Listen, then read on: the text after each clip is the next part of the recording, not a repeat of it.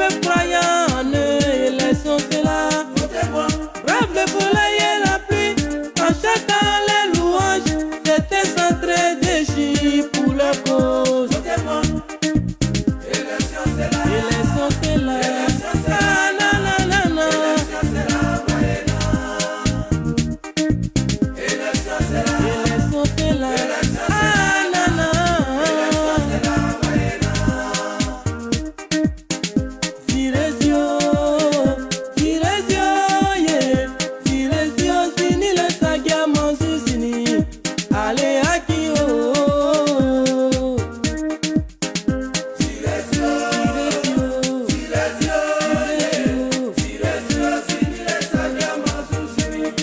Allez, aki, oh, oh, oh. Après les élections, le peuple qui les a élus devient leur ennemi, c'est une trahison. Votez-moi. Les députés votent des lois suicidaires, des mecs qui craignent d'être s'imaginer, ils vont nous dire. Et puis qui encore? Votez-moi. Mani abanyese atiba ayerio, atati ayirikolo. Mani abanyese atiba ayelile, atati ayirikolo. Votez pour moi, yeah. Votez-moi. Votez pour moi, parlez. Votez pour moi, yeah. Votez-moi, yeah. Votez pour moi, yeah. Votez-moi, yeah. Votez-moi, yeah. Votez pour moi, yeah. Votez pour moi, yeah. Votez pour moi, yeah. Oh.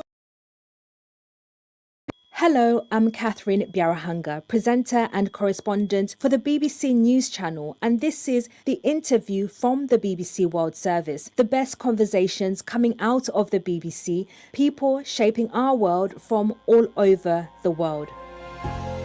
I will come back to Russia. I will participate in the elections. There's an increase in violence according to the coca crop. There's no place in the world where women are equal. I will give away the vast majority of my money. It's my full-time focus for the rest of my life. For this interview, I speak to Tidjane Thiam, leader of Ivory Coast's main opposition party. You're going to hear about his bid for the country's presidency that has been blocked by an Ivorian court.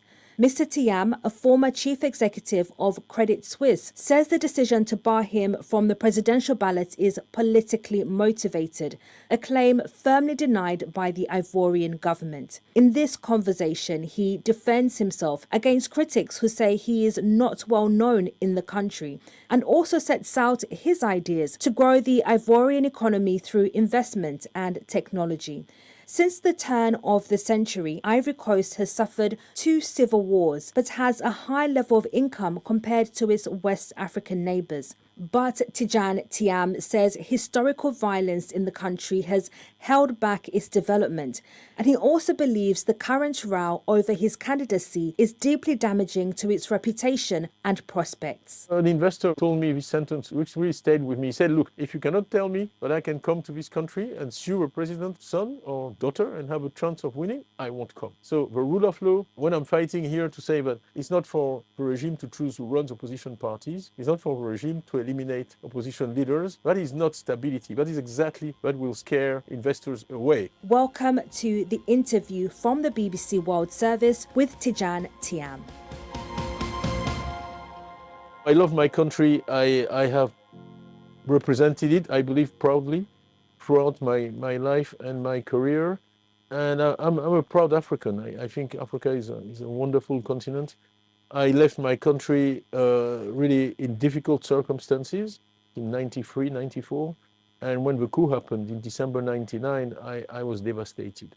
And I left very sad because I believed that my country was going to suffer from the eruption of violence on the political scene. I was very worried in 99 that this is exactly what violence, political violence, would lead to. We had seen it in enough African countries to know that violence is not the way. And just explain your journey for us, because a lot of people around the world have followed your career, leading several big businesses. There are very few people like you, a black man, an African, to ascend to those heights in the corporate world. What do you think made it possible for you to be able to do that? Maybe a simple answer is mostly my parents, my upbringing. My father, the first time he came to France was in 1954, and from the airport he asked to be driven to École Polytechnique, which is one of the top French schools, and he walked up to the school. I wasn't even born, and he told the cadets who were keeping him that I will have a child in this school someday. So that drive, the refusal to admit that we are anything less than anybody else, it's not a coincidence. My family, we are 5 brothers that produce 4 ministers under 4 different presidents. The last time a lot of people would have heard from you would have been when you were CEO of Crédit Suisse. You resigned from the bank back in 2020. What have you been up to since then?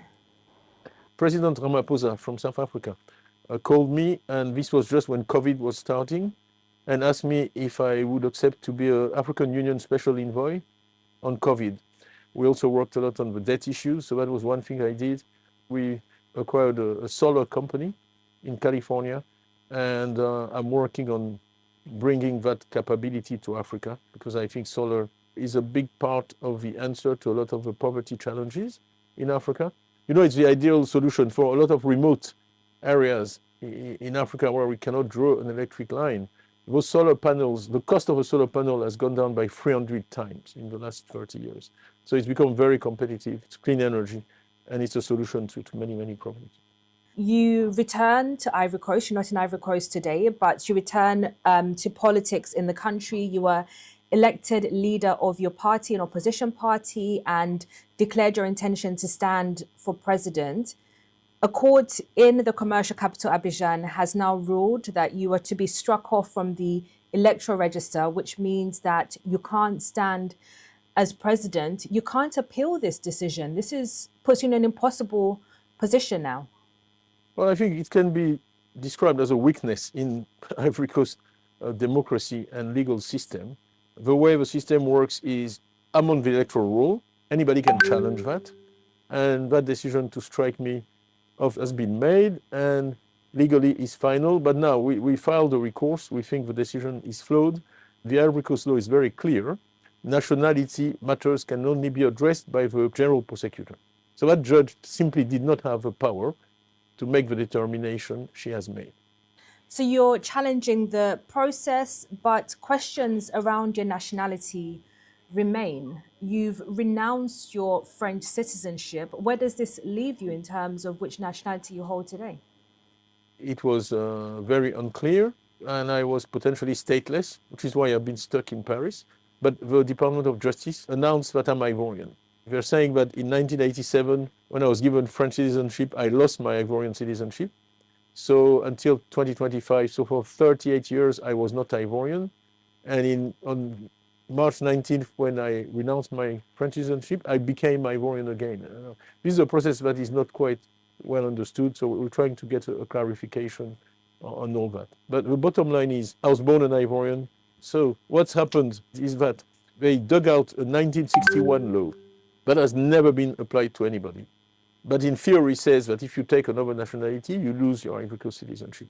So I would be the first and only person to whom that would be applied. Most of the Ivory Coast football team is in the same case.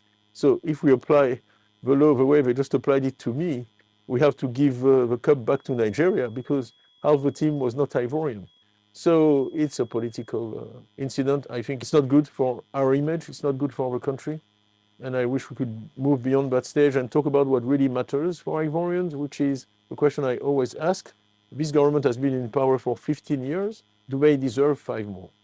For me, that's what should be the focus of the presidential campaign, not my passport. And it's important to give the view of the ruling party, which says, of course, that the judiciary is independent and this is an independent process that is not influenced by politics. That is their rebuttal to any questions that this is being used as a weapon against you. So let's look at you as a candidate wishing to take on the presidency, there are questions as to how popular you are in Ivory Coast. When I speak to colleagues on the ground in Ivory Coast looking at political analysis, a lot of people say that you're just not well known in Ivory Coast, especially to the average person. You've been away for too long. Well, I'm extremely well known in the Ivory Coast because I've always been a reference for Ivorians. I know that may not sound humble. We conduct very rigorous polling, and the latest polls show that less than 1% of Ivorians answer that they don't know me when we test my notoriety.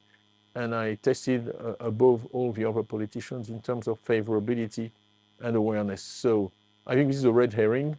It's an easy thing to say, but fortunately for me, it's not supported by the facts. And in the latest poll that we have, I was leading in the second round of the election, 57% versus 43% for the incumbent. So, you know, it's just not true. And the party is the oldest party in Côte d'Ivoire that I chair. I was just recently nominated a candidate. We had a 93% participation rate for that convention. And it was held on a weekday, and I got a 99.5% vote from the 5,300 voters in the party who are authorized to vote. So, this thing it's repeated, but it's certainly not true. So let's look at an example. The other week, after the court had struck you off the electoral register, your party called for nationwide protests for people to turn out in support for you.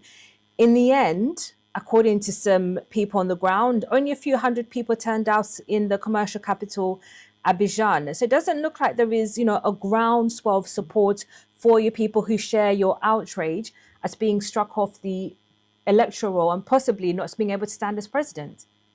You need to understand the reality of the current Ivory Coast regime. You need to distinguish between the polished face that's presented to the outside world and the BBC and the reality on the ground. The polling is unambiguous, very strong. We will organize demonstrations across the country, and you will see then the level of mobilization. On the day, people were frankly surprised by the level of mobilization of the police force, and that stopped a lot of people from showing up and demonstrating. And in terms of the politics, the security situation in the region, of course, anybody who wants to be the next president of Ivory Coast is going to have to deal with some challenges. Rising Islamist militancy in the region. We've seen protests in Ivory Coast over the role of France and French troops in the region. It has led to France handing over its only military base back to the Ivorian government. How would you, as a former French citizen now, how would you navigate that relationship with France that is really strained in the region today? My focus in all cases is always on Côte d'Ivoire and Côte d'Ivoire's interests. I was already a French citizen when I was a minister and was in high-level positions in government. I have a long track record of making tough decisions based on the Ivory Coast interests, and I've never let any connection I may have had or have had in the past in France have any influence. It was the same thing with the Azito power plant. It was the biggest contract awarded in Côte d'Ivoire at the time. I awarded it to ASEA Brown Boveri, and as a result, we were able to lower the cost of electricity in Côte d'Ivoire by 10%. So I think my track record there speaks for itself. As far as France is concerned, Africans want competent and honest governments. They don't like incompetence. They don't like corruption. There is no anti-French sentiment. That is not correct. I think what Africans are fed up with is governments that are corrupt and incompetent. So the question is for France to really support democracy in African countries, support transparent governments, and then you will see that French people will be welcome everywhere. So really, that's how I look at it. And finally, in terms of our platform, the first sentence says we want a Côte d'Ivoire in peace inside its borders and in peace with its neighbors. The PDCI was, from its foundation, a party focused on other African countries as well, c'est Rassemblement Démocratique Africain. And if you take the geography of Côte d'Ivoire in the region, you have Liberia to the west. There are people on both sides of the border who are exactly the same ethnic group, same language, same thing for Guinea, same thing for Mali, same thing for Burkina Faso, same thing for Ghana. So we are a melting pot of cultures, and the only development model that makes sense for Côte d'Ivoire is by bringing in all those neighbors and finding opportunities for win-wins, because the answer to our challenges is not to build a wall around the country. We say with Houphouët-Boigny, a country should not aspire to be an oasis in the desert, because generally it's the desert that wins. So we need to spread the little prosperity we have, share it with the neighbors. President Houphouët-Boigny many times paid the salaries of Burkinabe civil servants when they couldn't afford it, because he believed that the stability of Côte d'Ivoire was very dependent on the stability of its neighbors, and I completely share that philosophy. You're listening to the interview from the BBC World Service, people shaping our world from all over the world. For this episode of the interview, I'm speaking to Tidjane Thiam, leader of the main opposition party in the Ivory Coast. As we set up the interview, I had a chance to talk informally with Mr. who was very open. He cracked a few jokes and even asked me questions. Not what you might expect from a former CEO banker and senior politician. After our interview, a spokesperson for the Ivorian government told the BBC that Mr. Thiam knew he was wrong when registering on the electoral list, as he was not an Ivorian citizen at the time. He added the same law had previously excluded a candidate in 2011, also saying the Ivorian justice system is independent and human rights are respected in the country. Okay, let's return to my conversation with Tidjane Thiam.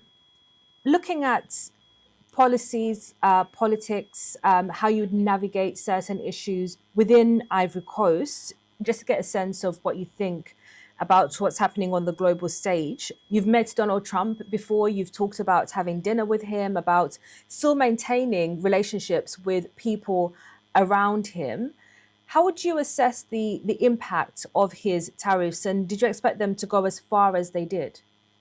I think like every player in the world economy, of course, I was surprised, the markets were surprised by the extent of the tariffs, but it's still an evolving situation. It's very early days. I think those tariffs move around. So I think we need to wait a little bit before we have a definitive opinion about that. But the things I know about the world economy, companies are important. The backbone of an economy is really it's small and medium-sized enterprises. And that as African countries, we need to focus on having thriving SMEs, because often countries say that they want large companies, but large companies are just SMEs that were successful. So if you want to have a thriving economy, you need to really cherish your small companies, create a positive environment for them, fight corruption. I'm a great believer in the use of digital technology. I contributed to putting in mobiles in Côte d'Ivoire in 95, 96. And today, if you look at Ivory Coast economy, a lot can be done with digital technology to cut out corruption, empower entrepreneurs. And I have said that I want billionaire entrepreneurs, not billionaire civil servants. And unfortunately, too many times in Africa, we have the latter, not the former. And I said that when civil servants are wealthy, generally the citizen is poor, and I want to create a class of very successful African entrepreneurs who build successful companies and can, why not, be global players and be companies that have a footprint way beyond their own country, way beyond Africa. And the challenge that we have in Côte d'Ivoire is really health and education, which are in an appalling state. Average life expectancy in sub-Saharan Africa is 62. We're at 59 in Côte d'Ivoire. Okay, so when we are one of the wealthier countries, and if you compare us to Senegal, we are 50% wealthier in GDP per capita, and they have 9 years of life expectancy above us. So to have a really successful economy, you need people who are well-trained and in good health. And if you were elected, how would you navigate the relationship, Ivory Coast relationship with the Trump administration? Because it's not only tariffs in terms of US policies that Africa is facing. There's also the cutting of aid, the dismantling of USAID. How would you navigate your relationship with the Trump administration? My experience of the world economy is that you need to articulate a clear plans. There is no shortage of capital in the world. There is a shortage of trust. And often when you say that you cannot fund yourself, what you are truly saying is that the world doesn't trust you. Because there's huge quantities of capital, but capital flows where it's welcome. And for instance, having a democracy, allowing people to run for election. I have an investor who told me this sentence, which really stayed with me. He said, look, I only invest in countries where I can sue the president's son and win. If you cannot tell me that I can come to this country and sue a president's son or daughter and have a chance of winning, I won't come.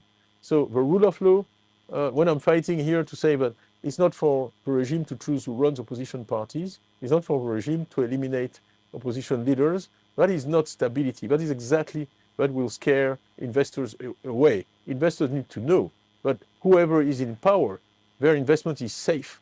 Okay? So, we need to create the environment. It's too easy to us blame the outside world, blame the outside world. We need to create the environment so that the outside world is confident, trusts us, and is willing to invest in our economies and create jobs for our daughters and our sons, so that we have political stability, we have a middle class, we have a democracy, we have a rule of law.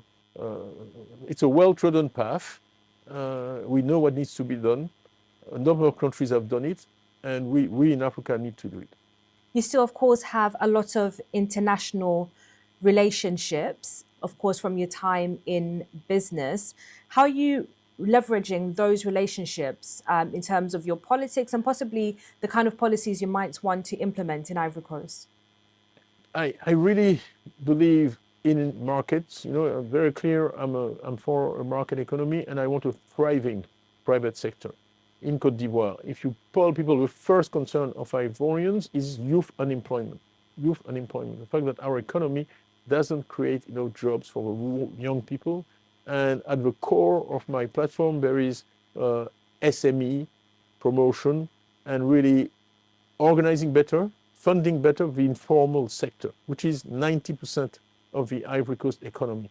And there are today technological solutions to make that sector part of the formal economy and make those companies viable. A lot of that through digital, personal connections in Mexico or in Brazil, who are two countries who've done that with great success, which has reduced both corruption and also allowed those companies to access funding. Because the massive job creation that we need can only happen through small and medium-sized enterprises. It's also a way to fight gender discrimination, because a lot of those small entrepreneurs are women, and empowering them and giving them the means to grow through technology is certainly a big opportunity. The other big thing that needs to be done is really being able to tax the domestic economy, because that will reduce the opportunities for corruption in both the customs and the tax administration, and provide the state with stable resources that can then be invested in health and education. You also need to put in place a pension system, which is a sector I know reasonably well, having led Prudential in the UK, which is a large pension company. And the population is young today, because this is how you can fund long-term investments. When I funded the toll bridge in Abidjan, and we closed the financing in 1999, a key player was the Army Pension Fund. And if you look at the US economy, we talked about the US earlier, most of the money and the capital in the economy is from pension funds. And that is a key piece missing in Africa's economic model. And that's why so many countries resort to debt. And that's why we keep going from debt crisis to debt crisis. The Industrial Revolution in the UK was funded by pension funds. And having run Prudential, I could see the central role that pension funds play in funding the economy with equity and not debt. And that's a real change of economic model, which I advocate. Africa needs to really go in that same direction, and I think the results will follow. And should politics fail, would you go back to the corporate sector then? Well, it's not going to fail. I'm very confident in my people, not in myself, in my people. The thing that has been the most rewarding for me is that I came back after 20 years, but the warmth with which I've been received. And when I look at the popularity, when I look at the polls, I've been paid back 100 times by my people for the choices I've made. And that's my real reward. And I love them, and they pay me back.